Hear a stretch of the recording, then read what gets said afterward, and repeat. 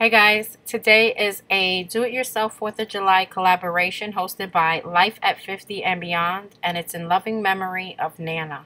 We did this collaboration last year, and this is to honor her name.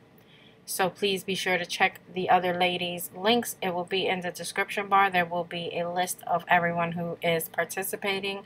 Most of the people participated in last year's collaboration hosted by Nana. Rest in peace, Nana. We love you and we miss you. So what you're going to need for this DIY is a couple bags of the rice that you can pick up from Dollar Tree, some glass jars of your choice. I picked these nice little glasses out. They were in like the little home decor section where the vases are, and some food coloring, red and blue, and some Ziploc bags.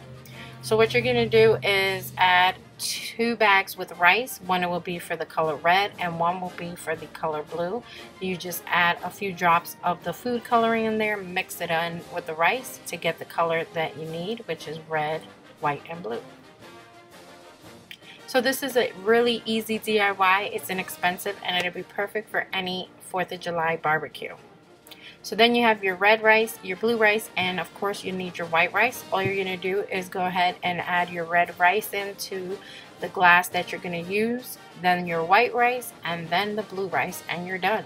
You could use also like a tea light candle on top if you're going to be out at night, outside on your patio, and it would just give it a perfect 4th of July touch. So this is what it looks like. It's just really pretty and just a simple DIY to add for a 4th of July barbecue. This would be perfect. If you're going to be outside at night, you could also use like a tea light on top and you just have some really cute 4th of July decor. Again, go ahead and check out the link. It'll be a list with all the other ladies that collaborated from last year and this year.